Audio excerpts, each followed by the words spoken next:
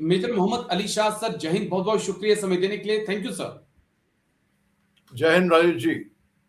Thank you sir, आपने समय दिया। दरअसल एक बेहद संवेदनशील मुद्दा था जिसके ऊपर मुझे आपके साथ बातचीत करनी थी चीज, और जहां पर असम राइफल एक बार फिर से सवालों के घेरे में है सर, और आप तो असम राइफल में सर्व कर चुके हैं, इसलिए मुझे इस मुद्दे पर आपके साथ बातचीत करनी थी। All Naga student association of Manipur ने एक चीफ मिनिस्टर जो है मणिपुर के खेमचंद सिंह, उन्हें एक लेटर लिखा है और बाकायदा एक मांग की गई है कि मणिपुर के जो नगा एरिया हैं वहां से अफस्पा को हटाया जाए, और साथ ही में असम राइफल को भी वहां से हटा दिया जाए। वो तो एक यहां तक कह रहे हैं कि मणिपुर से हटा दिया जाए और उनकी जगह दूसरी कोई सिक्योरिटी फोर्सेस है उसे स्टेट में लाया जाए। मणिपुर से वो चाहते हैं कि अफस्पा जहां पे नगा रहते हैं वहां से हटे, मणिपुर से असम राइफल को हटाया जाए और दूसरी सिक्योरिटी फोर्सेस को यहां पर लाया जाए। तो क्या कारण आप देख रहे हैं कि पहले हमने देखा कि माइते लगातार असम राइफल पे सवाल खड़े कर रहे थे, अब जो नगाज हैं जिनका कुकी के साथ विवाद चल रहा है वो असम राइफल पे सवाल खड़े कर रहे हैं। दाल में कुछ काला तो नहीं है सर? देखिए, फालतू में ना बेचारे असम राइफल्स का नाम बदनाम हो जाता है फालतू में। राजेश जी देखिए, करते उनकी वजह से आर्मी और असम राइफल्स दो फोर्स हैं मणिपुर के अंदर, नॉर्थ ईस्ट के अंदर, बल्कि पूरे नागालैंड के अंदर भी, मिजोरम के अंदर भी, जिनकी वजह से जो लॉ एंड ऑर्डर मेंटेन है। हाँ, पुलिस अपना काम कर रही है, मैं मानता हूं, लेकिन ये दो फोर्स ऐसी हैं जिनकी वजह से अभी जो तरतीब आई हुई है, थोड़ी बहुत तरतीब आई हुई है। ये लोग जो मांग करते हैं ना कि हटा दो, आपको एग्जाम्पल देता हूं मैं आपको एक एग्जाम्पल। भाई, स्कूल के अंदर जब हम जाते हैं, बच्चे वो किस से कतराते हैं, कौन सी टीचर से वो बहुत उनको नफरत है कि भाई ये पीरियड आ गया तो खराब, हटाओ इन टीचर को। जो स्ट्रिक्ट होता है, जो इलीगल काम करने नहीं देता है, जो आपका कान पकड़ता है और बोलता है चलो कम ऑन लाइन में आओ, उनसे। जो लीनियंट होगा है, चलो चलता है भाई, करते रहो, हमारा क्या जाता है, हमारे जेब से क्या जा रहा है भाई।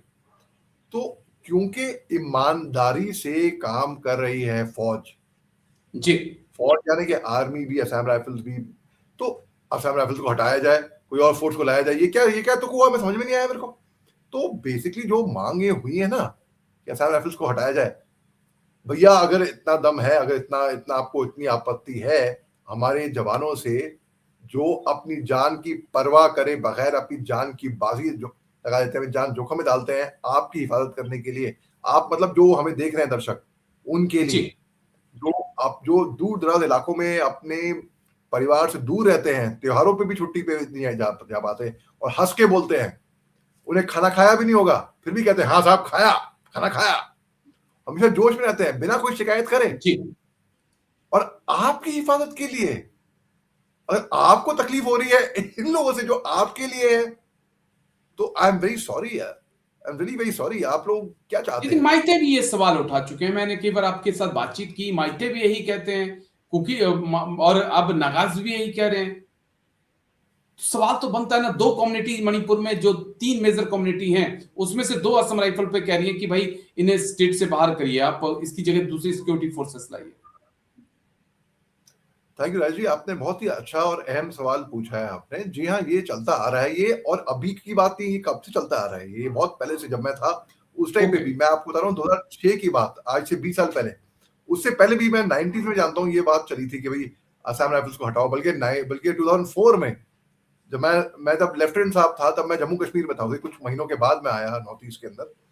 तो बॉर्डर पे मैंने पढ़ा था ये मनोरमा देवी रेप केस हुआ था, एलिजिडली मनोरमा जी देवी रेप केस, जहां पर महिलाओं ने अपने कपड़े उतार के असम राइफल्स के बाहर, गेट के बाहर प्रदर्शन किया था और ये कहा था कि Indian army please rape us, go back Assam rifles, इस टाइप से ये मांगे। आयरन शर्मिला काफी टाइम से भूख हड़ताल पे थी, ट्रिप पे थी, वो हंगर जी स्ट्राइक पे कि भाई arm forces special power act वहां से हटाया जाए।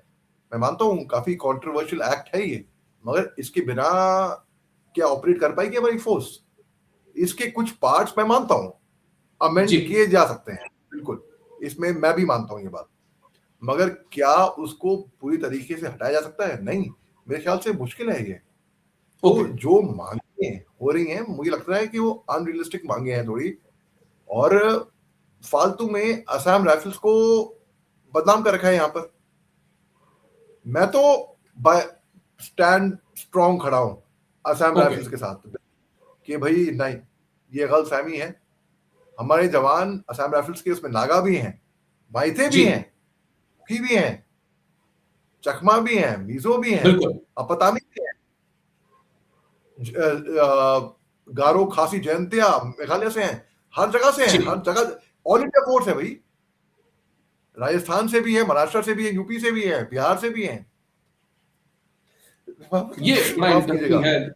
और हमने देखा भी कि किस प्रकार से असम राइफल के जवानों के साथ बदतमीजी की गई जब अपने ड्यूटीज पे जा रहे थे, जो भी उन्हें टास्क मिला वो टास्क को जा रहे थे, किस प्रकार से महिलाओं ने रोका, उनसे वेपन तक छीनने की कोशिश की गई, लेकिन उसके बाद भी हमारे असम राइफल के जो जवान हैं बिल्कुल शांत रहे और उन्होंने कोई मतलब बिल्कुल भी एग्रेशन नहीं दिखाया। और यही खासियत है इंडियन आर्मी की, असम राइफल की, कि अपने लोगों की हिफाजत अपने लोग पहले हैं। और अगर मैं बार बार कहता हूं कि अगर ऐसा ही कुछ पाकिस्तान में हो रहा होता तो शायद ये जो लोग इंडियन आर्मी पर, असम राइफल पे हाथ उठा रहे हैं, एक बार बलूचिस्तान में देख लें पाकिस्तान की आर्मी क्या करी है, या बगल में म्यांमार में देख लें कि वहां पर क्या कुछ होता है अगर आप जुंटा के ऊपर हाथ उठा देते हो। आखिरी कमेंट सर आपका। आपकी बात बिल्कुल सही है। देखिए, लोग हिंदुस्तान में रहकर भी यहाँ की अहमियत, यहाँ की इंपॉर्टेंस नहीं समझ पाते कुछ लोग, और कहते हैं कि भाई आप देख लीजिए, बाहर कहीं पे भी देखिए, म्यांमार का एग्जाम्पल लेते हैं, वहां पर देखिए, जी वहां पर किस तरीके के लोग भाग के आ रहे हैं, हिंदुस्तान चाहते हैं कि हिंदुस्तान के अंदर आए वो। आप बिल्कुल बांग्लादेश का एग्जाम्पल देख लीजिए।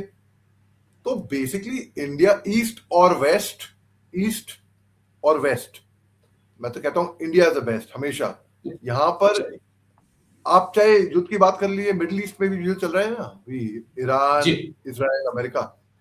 तो क्यों भाई, हिंदुस्तान वहां पे गैस की कमी हो रही है, तेल की कमी हो रही है, हिंदुस्तान के तो टैंकर आ गए, शिवालिक आ गया ओके पोर्ट पर। हमें, हमारी तरफ से तो हिंदुस्तान एक शांतिपूर्वक मूड देश है।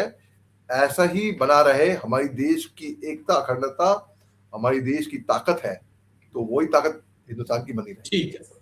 चलिए, बहुत इंटरेस्टिंग चर्चा रही आपके साथ। शुक्रिया मेजर मोहम्मद अली शाह सर, शुक्रिया आपका समय देने के लिए। थैंक यू आपके साथ सर। हमेशा थैंक यू सर। इंटरेस्टिंग। आपके साथ हमेशा इंटरेस्टिंग रहता है। जय हिंद।